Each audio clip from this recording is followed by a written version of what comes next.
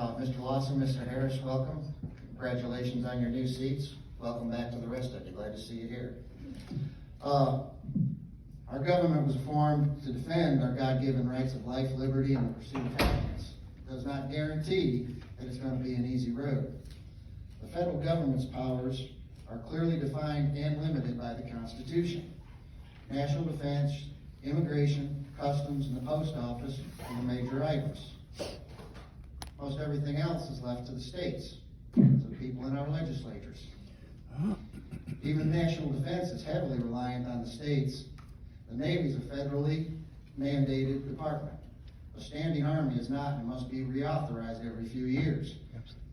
And even with the Army, the state's militias, National Guard, is supposed to make up the body of that. Your predecessors in this and every state legislature in the Union have allowed the federal government to subvert the state's constitutional authority by bribing them. It's not within the federal government purview to take our money and then return it to us with dictates on where that money is going to be spent. That requires our input. I know it's seductive to take that money. Looks good.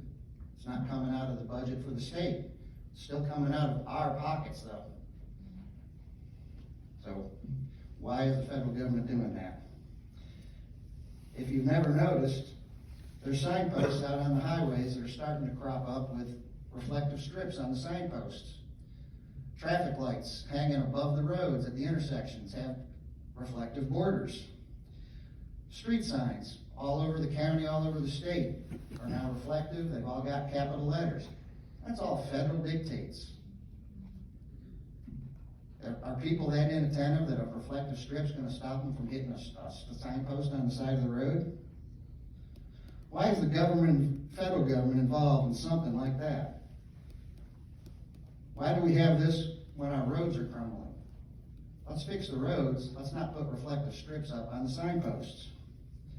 Other federal bribes include paved bike paths. Again, we got crumbling roads. Public transportation, good idea, and if we can afford it, yeah. High-speed rail. Look at all the federal government money California's getting. I know you don't have anything to do with that. Why is my federal tax money going to California to build what's now a defunct high-speed rail? Indirectly, the Center for Medicaid and Medicare Services is using a European agency called the DNV and the United Nations to create a Spartanburg Regional Hospital.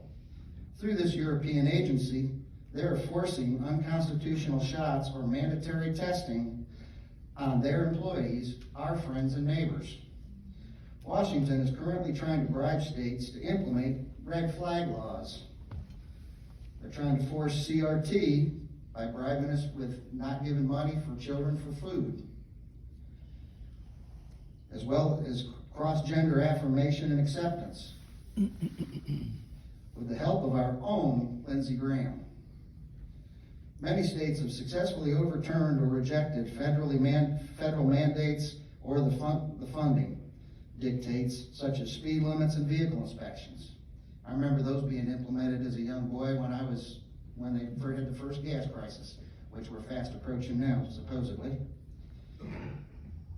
No Child Left Behind and Common Core have been overturned or not used in some states and still accepted the money.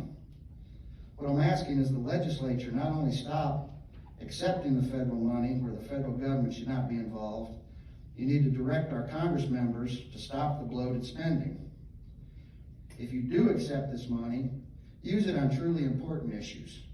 As Mr. Alvarez just pointed out a few minutes ago, some of these things can be spent on some of these important things, like fixing the overpasses for the Eunice neighborhood.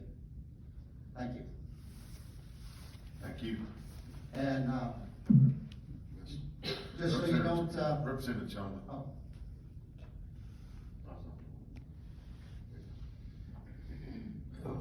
Yeah, Mr. Behnke, I just want to thank you for bringing that to us and reminding us of what we're supposed to be doing. Constitutionally, that is exactly right. States have the rights to do these things, and we've been giving them up now for a long time. It's time to stop that. It's time to to do what the Constitution calls for. We just, a few minutes ago, put our hand on the Bible and swore an oath to uphold the Constitution of this state and the United States. But we've got to do this. We've got to start standing up for this. Completely agree with you, and I really appreciate you bringing this up. Thank you, sir. Thank you. With all your new colleagues who have you there in Columbia, I hope you can fully restore our Second Amendment rights. I've been hearing lately about increased murders, and some people are claiming that it's easy access to guns. I think it's more easy access for the criminals to be put back out on the street due to the law enforcement. Not the police on the streets, but the laws and the judges that are releasing them and letting them back out on the streets, the parole boards that are letting people out early because we have overcrowded prisons. Thank you. Thank you.